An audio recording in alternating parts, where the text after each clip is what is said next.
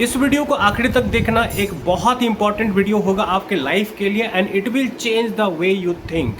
तो सबसे पहले मैं क्या बताना चाहता हूँ आपको, सबसे पहले तो मैं ये बताना चाहता हूँ कि कौन से सेक्टर को सेलेक्ट करो, किस सेक्टर को सेलेक्ट मत करो, और फिर मैं उसके आगे की आपको स्ट्रैटेजी बताऊंगा कि कैसे क्या करना है नहीं करना है। देखो, मेरा सिंपल सा यहाँ पे आंसर है कि आपको हाई ग्रोथ सेक्टर को चूज करना है अपने इन्वेस्टिंग जर्नी में। हाई ग्रोथ सेक्टर क्यों? क्योंकि वहाँ पे सक्सेस का रेट ज़्यादा होता है। फॉर एग्जांपल, मान लो आपने हाई ग्रोथ सेक्टर में से 10 कंपनी को सिलेक्ट किया है, तो उसमें से 3-4 तो अच्छा रिटर्न बना देती है। जाके देखो पास्ट में, देखो ऑलरेडी मैंने एक वीडियो है जो कि मल्टी बैगर पैटर्न पे है। तो मल्टी बैगर पैटर्न का मतलब यही होता है, यही है कि पास्ट में ऐसा देखा गया है कि जब आप हाई ग्रोथ सेक्टर में जिसकी ज़रूरत देश को है उसमें पैसा लगाओगे तो ह्यूज मल्टी बैगर रिटर्न्स बनते हैं। जैसे कि लास्ट बुल रन में आपको रिन्यूएबल में बना, डिफेंस में बना, बहुत सारे सेक्टर्स थे जिसमें लास्ट बुल रन में बहुत पैसा बना है। 1990s के टाइम पे आपको आईटी कंपनीज में बहुत पैसा बना था। एक वक्त था जो बैंक्स ने, प्राइवेट बैंक्स ने बहुत पैसा बनाया, जब प्राइवेट बैंक का वो आ रहा था आपको देश में। देन टेलीकॉम ने भी बहुत पैसा बनाया जब नया नया टेलीफोन वगैरह आया था। तो आप इन सब में क्या पैटर्न नोटिस कर रहे हो कि कोई भी सेक्टर जो जीरो से स्टार्ट हो रहा है उसमें ज्यादा पैसा बनता है। ये चीज समझो। और ज्यादा पैसा जो मैं बोल रहा हूं 10x प्लस का मल्टी बैगर रिटर्न बनता है, एंड वैसा आपको बनता है 30-40% ऑफ द लिस्टेड कंपनी जो उस टाइम पे होती है। और मैं आपको एक और इंटरेस्टिंग बात बताता हूं, जिस कंपनी में दम नहीं होता है यूफोरिया में वो कंपनी में पैसा बना देती है। लास्ट बुलर में देखो, जिस कंपनी में दम नहीं भी था वो कंपनी भी पैसा बनानी है जस्ट विद अ यूफोरिया। ठीक है, तो यहाँ पे आपको क्या समझ में आ रहा है कि आपको हाई ग्रोथ सेक्टर में लगाना है पैसे वगैरह ज़्यादातर। अगर not a buy sell recommendation, बस मैं आपको सोचने का तरीका बता रहा हूँ। तो आपको क्या करना है, हाई ग्रोथ सेक्टर को पिक करना है जिसकी जरूरत देश को है। और मैं कैसे सेक्टर को अवॉइड करता हूँ, मैं बैंकिंग, एनबीएफसी, क्योंकि देखो मैं हमेशा आउटसाइज रिटर्न ट्राई करूंगा। सिंपल सा मेरा फिलॉसफी ये है कि आई विल ट्राई आउटसाइज रिटर्न, बड़े बड़े return that is 10x 12x, इस टाइप के रिटर्न को मैं टारगेट करूंगा। एंड मेरा सक्सेस रेशियो अगर 30-40% भी हुआ तो I can make huge return. Simple सा मैथ समझो, 10 प्लस का मैं रिटर्न करूंगा, 10x का रिटर्न का मैं टारगेट करूंगा, और उसमें से अगर 30-40% भी मेरा सक्सेस रेट होता है तो we can make good return. ये तरीका मैं आपको सोचने का तरीका बता रहा हूं, और ये बनने का चांसेज आपको ज़्यादा हाई ग्रोथ सेक्टर में है जिसमें आपको शुरुआत हो रही है आज के टाइम पे। उस सेक्टर में कम है जो ऑलरेडी बहुत मैच्योर, जैसे एफएमसीजी वगैरह हो गया आपको, फिर बैंक्स वगैरह हो गए, देन आपको स्मॉल फाइनेंस बैंक वगैरह हो गया, माइक्रो फाइनेंस हो गया, ज्वेलरीज कंपनी सब होगी जो ऑलरेडी ठीक ठाक मैच्योर है, इंफ्रा वाली कंपनी वगैरह हो गई जो ऑलरेडी काफ़ी मैच्योर है, जो बड़ी है। आज के टाइम पर आईटी सर्विसेज कंपनी को भी आप उसमें ऐड कर सकते हो। तो यहाँ पे आप क्या समझ रहे हो, अगर आपको आउटसाइड रिटर्न चाहिए तो आपको ऐसे सेक्टर में जाना पड़ेगा जहां का शुरुआत आपको जीरो से हो रहा है। जिस सेक्टर का शुरुआत आपको जीरो से या बहुत इनिशियल स्टेज पे, एक सिंपल भाषा में समझा जाए तो आपको सनराइज सेक्टर में जाना है। सनराइज सेक्टर में जाओगे तो वहां पे आउटसाइड रिटर्न का चांसेस बढ़ जाता है। उसके बाद क्या होगा, चलो आपने सनराइज दिखा, तो आज के टाइम पे मेरे हिसाब से सनराइज सेक्टर कौन कौन सा है। चलो सबसे पहले डिफेंस का बात करें। देखो डिफेंस आज के टाइम पे एक मस्ट हो गया है, हर देश को डिफेंस में खर्चा करना ही पड़ेगा। एंड आज के टाइम पे जो जमाना है वो ड्रोन्स का है, तो ड्रोन्स में भी आपको एंट्री ड्रोन एंड ड्रोन दोनों कंपनी को ढूंढना पड़ेगा। ड्रोन की भी कंपनी को ढूंढिए, एंट्री ड्रोन वाली कंपनी को भी ढूंढिए। क्यों? क्योंकि देखो ड्रोन बनेगा फिर उसके एंट्री ड्रोन भी तो बनेगा ना। आपको अगर ड्रोन से एनिमी को मारना है, सर्विलेंस करना है, तो ड्रोन के एनिमी के आपको सर्विलेंस ड्रोन को, कॉम्बैट ड्रोन को भी तो मारना है ना। तो ड्रोन के लिए एंट्री ड्रोन बनेगा यहाँ पे। एंड अगेन जैसे फाइटर जेट में हुआ, first generation, second generation, third generation, same चीज, सेम तरह का चीज आपको ड्रोन भी हो सकता है। तो यहाँ पे डिफेंस में भी जो आउटसाइड रिटर्न बनने का चांस है वो ड्रोन वाली कंपनी में ज्यादा है, ड्रोन वाली, एंट्री ड्रोन वाली कंपनी। तो आज के टाइम पे अगर आप देखोगे बहुत सारी छोटी छोटी कंपनी आपको ड्रोन में भी आ रही है, एंट्री ड्रोन में भी आ रहा है, ज्यादा आपको एंट्री ड्रोन में आ रही है। इसलिए आप देखोगे बहुत सारी लिस्टेड कंपनी आज के टाइम पे एंट्री ड्रोन में अपना एक्सपोजर बढ़ाना चाहती है। समझो जहां ग्रोथ होगा वहां कंपनीज भी जाना चाहेगी। अब आते हैं दूसरा सेक्टर क्या है आपको, रिन्यूएबल। रिन्यूएबल में भी आपको green energy, green hydrogen. Green hydrogen क्यों इंपॉर्टेंट है ये समझो, क्योंकि देश में जो बाहर से क्रूड आता है उससे देश का डिफिसिट बढ़ता है, एंड उसको अगर कंट्रोल में लाना है तो हमें एक्सपोर्ट बनना है, and India is planning to be the net exporter when it's come to green hydrogen products, जैसे ग्रीन अमोनिया हो गया, ग्रीन मिथेन हो गया, ई मिथेन हो गया, ई मेथनॉल वगैरह हो गया, ग्रीन हाइड्रोजन हो गया, ये सब हम एक्सपोर्ट कर सकते हैं क्योंकि हमारे पास सनलाइट ज़्यादा है एंड इंडिया का एडवांटेज तो ग्रीन हाइड्रोजन हो गया। देन उसके अलावा सेमीकंडक्टर हो गया, सेमीकंडक्टर में हम बहुत पीछे हैं, सेमीकंडक्टर में भी ग्रोथ हो सकता है। अगेन ईएमएस सेक्टर में भी हम चाइना +1 के वजह से काफ़ी एडवांटेज हो सकता है। जीरो तो नहीं है लेकिन सनराइज ही समझ सकते हो, ऐसा नहीं है कि ईएमएस सेक्टर अपने देश में बहुत बड़ा हो गया, तो इस सेक्टर में आप अच्छी अच्छी कंपनी ढूंढ सकते हो। देन आपको रेलवे में दुनिया भर में बुलेट ट्रेन, बहुत फास्ट ट्रेन सब चलते हैं, हमारे देश में है क्या? नहीं है ना, तो ये भी होना है, हमारे देश में ट्रेन बनेंगे, बड़े बड़े एनाकोंडा, सुपर एनाकोंडा ट्रेन सब बनेंगे, तो यहाँ पे भी देखा जा सकता है। उसके अलावा आप हो गया डेटा सेंटर में कूलर, देखो आज के टाइम पे ओवरऑल डेटा सेंटर स्टॉक्स तो बहुत महंगे हैं, लेकिन कुछ है जैसे कि कूलिंग करने वाली कंपनीज वगैरह, वो सब आपको सस्ते वैल्यूएशन में मिल सकती है। Again battery energy storage system, ये भी ऐसा सेक्टर है जो कि आपको लगभग बड़े छोटे स्टेज पे है और जो बहुत बड़ा होने का क्षमता रखता है फ्यूचर में। वाटर रिसाइकलिंग, देन आपको हो गया बैटरी रिसाइकलिंग, ये सारे सेक्टर्स हैं जो कि जिसमें कि बहुत ग्रोथ है। ईवी चार्जिंग इंफ्रा, अगर देश को क्रूड का आपको डेफिसिट कम करना है तो ईवी पे स्विच करना पड़ेगा। ईवी पे तब तक हम स्विच नहीं कर सकते हैं जब तक हमारी बैटरी अच्छी ना हो और जब तक हमारे चार्जिंग इंफ्रा अच्छा ना हो, और ये सब आपको बहुत इनिशियल स्टेज वाली कंपनियां हैं। ही और big returns can be made if, अगर हम लोग अच्छे स्ट्रैटेजी से अच्छी तरह से कैपिटल डिप्लॉय करें। तो ये हो गया कुछ सेक्टर्स के बारे में मैंने बात किया जो कि मुझे लगता है कि फ्यूचर में आपको मल्टीबैगर रिटर्न देने का पोटेंशियल रखते हैं, आउटसाइज रिटर्न, मार्केट को बीट करने का पोटेंशियल रखते हैं। एक और रिसाइकलिंग में मैं ऐड कर देता हूं, जीरो लिक्विड डिस्चार्ज टेक्नोलॉजी या जीरो मटेरियल डिस्चार्ज पे जो भी कंपनी काम करती है दे कैन बेनिफिट, एंड उसके अलावा प्रीसियस मेटल पे भी जो काम करते हैं ना, गोल्ड का, प्लेटिनम, ये सबका एक्सट्रैक्शन का, वो कंपनी भी पैसा बना सकती है फ्यूचर में। तो यहाँ पे मैं क्या बताना चाह रहा हूँ, हाई ग्रोथ सेक्टर को टारगेट करो जहाँ पे ग्रोथ ज़्यादा है एंड जो जीडीपी का ग्रोथ है उससे 4-5 गुना से ज़्यादा ग्रोथ है। जीडीपी का मान लो 7% का 5% ग्रोथ है तो वो 20-25% से ग्रो करने वाले सेक्टर को टारगेट करो और वहां पर भी छोटी छोटी कंपनी को टारगेट करो। अब मैं आपको एक अपना स्ट्रैटेजी बताता हूं कि मैं एसएमई कंपनी को क्यों ट्राई करता हूं। देखो एसएमई कंपनी ना आउटसाइज रिटर्न के लिए जानी जाती है। बहुत सारे एसएमई को आप देखे होंगे लास्ट बुलन में जो कि 3-3 साल में आपको 25-30x भी हुई है।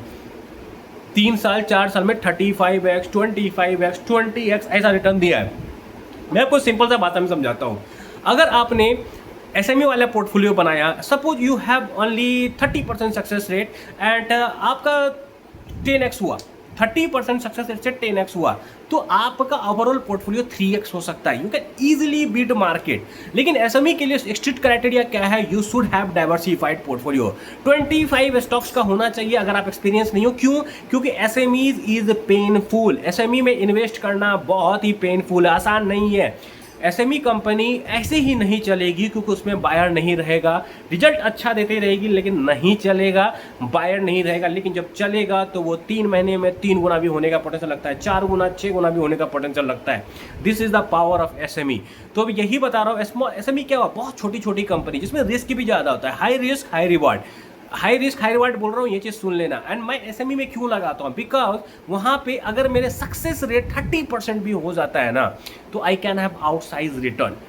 मतलब कितना, ऑलरेडी अगर 30% है अगर और 10x का रिटर्न का बन रहा है तो 3x तो मेरा पोर्टफोलियो आराम से हो सकता है। आई hope you understand the maths behind it. नहीं है तो पेन पेपर पे बैठिए और करो इस मैथ को, आपको समझ में आएगा मैं क्या बताना चाह रहा हूँ।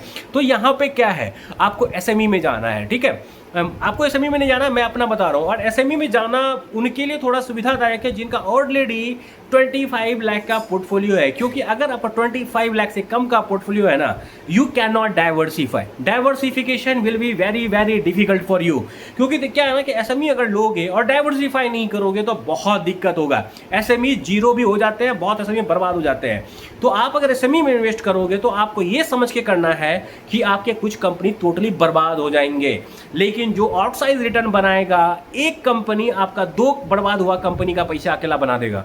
तो यही बता रहा हूं कि समझो एसएमई का पावर। लोग ना एसएमई को बहुत गलत समझते हैं, लेकिन बात क्या है ना कि SME company can make you outsize return. Ashish Kacholia को देखो कितने एसएमई में पैसा लगाता है, मुकुल अग्रवाल भी ठीक ठाक पैसा लगाता है एसएमई में, आशीष कचोलिया लगाता है, जाके पोर्टफोलियो देखो तब पता चलेगा।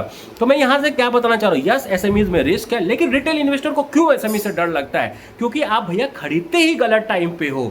आप जब कोई भी एसएमई भाग रहा होता है ना, तब आप उसके पीछे पीछे पड़ोगे। जब कोई कंपनी गिर रहा होता है तो आप उसके पीछे नहीं जाओगे, जब वो सस्ते वैल्यूएशन पे अवेलेबल होगा, क्योंकि आपको कंपनी का काम तो समझना नहीं है, आपको सिर्फ शेयर प्राइस को चेज करना है।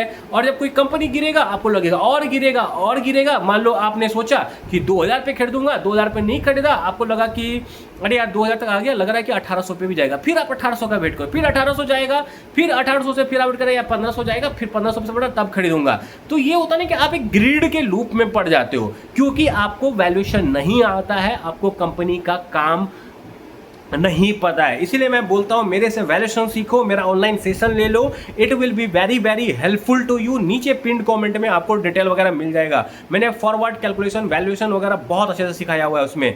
तो मैं यह क्या बोल रहा हूँ, वैल्यूएशन करो, कंपनी के काम को समझो, खुद पता चल जाएगा क्या हो सकता नहीं हो सकता, क्या सही वैल्यूएशन है कि नहीं है। क्योंकि सही प्राइस का वेट करोगे तो नहीं होगा। रिटेल इन्वेस्टर का प्रॉब्लम क्या होता है, दे ऑलवेज वेट फॉर सही प्राइस। अगर कोई कंपनी नीचे जाएगा तो वो वेट करेंगे, थोड़ा नीचे और चले जाएगा तब कर दो, अरे थोड़ा नीचे और चले जाएगा तब कर दूंगा।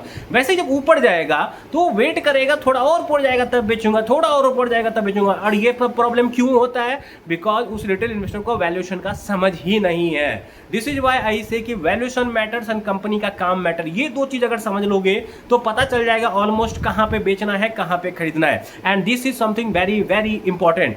तो मैं यहां पे क्या बोल रहा हूं, एसएमई में ज्यादातर लोगों का नुकसान इसलिए होता है क्योंकि उनको वैल्यूएशन की समझ नहीं होती है। ऊटपटांग वैल्यूएशन पे खरीद लेते हैं, एंड जब उनको शेयर प्राइस भागता हुआ दिखता है तब वो ज्यादातर खरीदते हैं। और मैं यहां पे क्या बोल रहा हूं, देखो मैं आपको एक सोचने का तरीका बता रहा हूं, सिंपल सा भाषा में समझाऊं तो यहां पे क्या होगा, एसएमईज वगैरह कुछ आपने ले लिया, 25 एसएमई, कुछ successful will be enough to make you good money.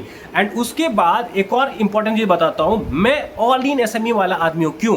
क्योंकि अगर मैं रिस्क ले रहा हूं तो मैं सारा एक तरह का कैंडिडेट लूंगा, ठीक है।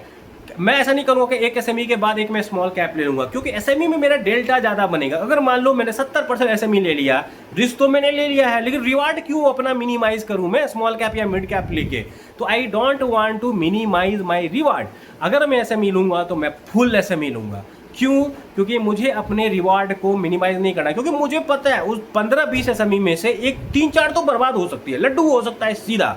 एंड उस एसएमई में भी आपको क्या करना है, कुछ एसएमई जेडएलडी पे ले लो, जीरो लिक्विड डिस्चार्ज पे, कुछ ले लो जो ड्रोन के टेक्नोलॉजी पे काम करने वाली है फ्यूचर में, कुछ ले लो जो एंटी ड्रोन के टेक्नोलॉजी पे काम करने वाली है, कुछ ले लो जिसका सेमीकंडक्टर का आपको फ्यूचर दिख रहा है, कुछ देख लो जो रेलवे में जा रही है, कुछ देख लो जो आपको ग्रीन हाइड्रोजन में काम करेगी। हर आप बड़े बड़े सेक्टर से जहां पे एक्सपोनेंशियल ग्रोथ हो सकता है, इन फ्यूचर में एक्सपोनेंशियल ग्रोथ का चांस है, जो वहां पे जाओ। देखो मैनेजमेंट एक्टिव है कि नहीं, उसके बाद देखो बैलेंस शीट में आपको ऐसा तो नहीं कि कंपनी कर्ज में फुल्ली डूबी हुई है, ये सब देखो हमेशा। थोड़ा बहुत शेयर होल्डिंग पैटर्न वगैरह भी देख लो, एंड आप ये सब देख के वैल्यूएशन करके डिसीजन ले सकते हो। Market is full of opportunity, just आपको थोड़ा मेहनत करना है और कंपनी के काम को समझना है। आई थिंक अपॉर्चुनिटी बहुत ज़्यादा है, बस आपको थोड़ा मेहनत करना है। एसएमई में क्या होगा ना, अधिक से अधिक क्या होगा, मतलब एसएमई में क्या होगा, अधिक से अधिक क्या होगा ये समझो। कुछ कंपनी बर्बाद हो जाएगी, ठीक है, एक कंपनी चला गया, दो कंपनी चला गया, लेकिन जो एक कंपनी पैसा बनाएगा ना, वो इनफ पैसा बना देगा कि दो कंपनी अगर बर्बाद भी हो तो कोई फर्क नहीं पड़ेगा। एक कंपनी अगर 10 गुना हो जाता है तो दो जीरो वाले को वो अकेले झेल सकता है। तो यही मैं आपको माइंडसेट डेवलप करना चाहता हूँ। And market is full of risk, market में पैसा डाल रहे हो तो रिस्क है, अगर समझ के करो तो रिस्क नहीं। जैसे मुझे पूछोगे क्या बहुत रिस्क लगता है, नहीं लगता है, क्योंकि मैं समझ के करता हूँ। I know what is happening. ये भी मुझे पता है कि मेरी कुछ कंपनी बर्बाद हो सकती है, इट इज टोटली पॉसिबिलिटी कि हो सकता है ऐसा। बस जल्दी से जल्दी मुझे वैसे कंपनी को आइडेंटिफाई करना है जिसका चांसेस है कि वो कचर कबारा हो सकता है, उसको निकाल देना है अपने पूर्वज, दैट्स ऑल।